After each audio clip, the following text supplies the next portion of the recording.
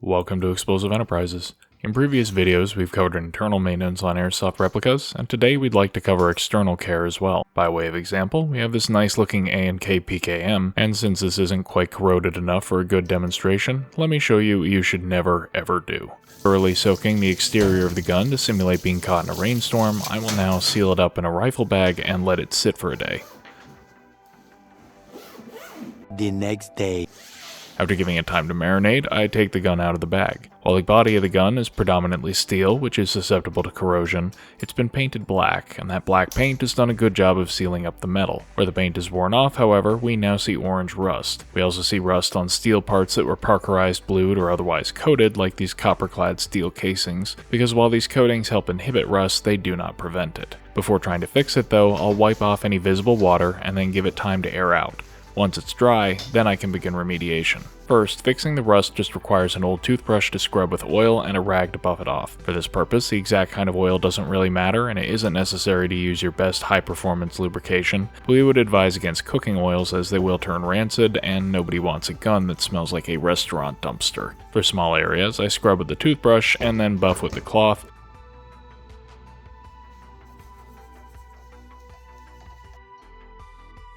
While for larger areas, I can just oil a corner of the cloth and buff directly. The bright orange comes off easily, leaving the material at worst just a bit weathered looking. If this bothers you, or if the rust is more extensive or more stubborn, rubbing with balled up aluminum foil will abrade the rust off without harming the steel underneath.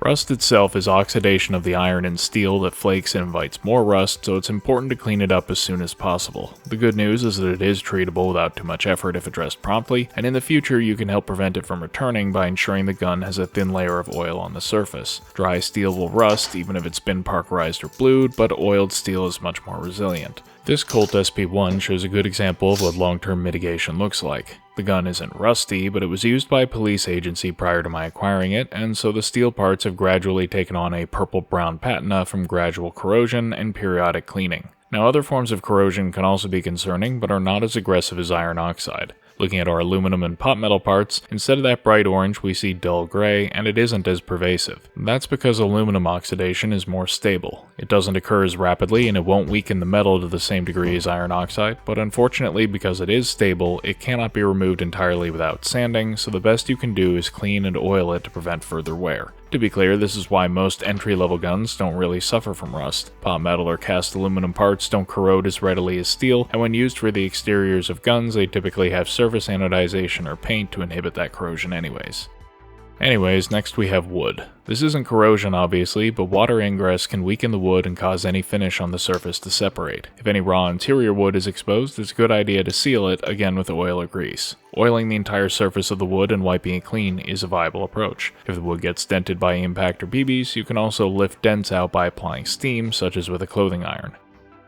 And lastly, plastic, which of course does not care about moisture and is not affected by corrosion. This is the one material that you really don't have to worry about at all. Now that the gun's clean again, I want to mention that we have a Patreon where we offer behind the scenes content and early access to videos, plus instructional articles available to patrons and non-patrons alike. If that sounds like something you're interested in, consider checking out the link below. So, the PKM is looking okay now, but this was a decent amount of work, and since it cannot be fully restored to its previous state, it's not something we want to do regularly. The question is, how do we prevent corrosion from returning? Well, the big thing is to not replicate the conditions of this deliberate rusting, which is to say, never leave a wet gun in an enclosed space. If you need to put a wet gun in a gun bag, try to keep it unzipped so there's airflow, but your best bet if rain is anticipated is to bring a towel or at least a microfiber cloth to wipe down the gun before going home. In fact, even if you keep the gun dry, it's best not to use a gun bag or case for long-term storage.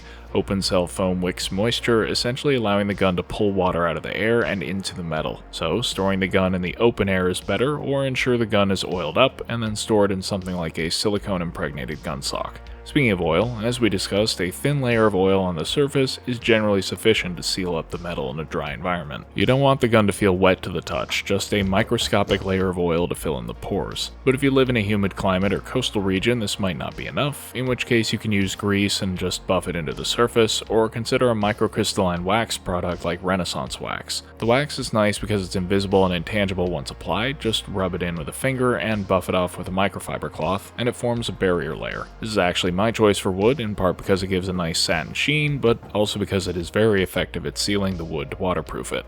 By way of example, this is a Mateba Unica 6, which has been meticulously cleaned and then sealed with Renaissance wax after each shooting trip. The wax preserves the bluing as well as the wood, and I haven't had to do any other sort of rust mitigation on this handgun. Museums swear by this stuff for preserving exhibits, and a single tin is a lifetime supply. We have no financial ties to Renaissance wax, I just like it a lot. However, all this work can be circumvented by just painting the gun, and many military firearms use paint as a protective layer. For example, most Comblock AKs are parkerized and then painted, which is why that pretty bluing you see on E&L or GHK AKs leaves them unrealistically susceptible to rust. If you want a durable military black finish, particularly for small parts, we find that high heat barbecue paint or engine enamel is pretty tough after baking in the oven or with a heat gun.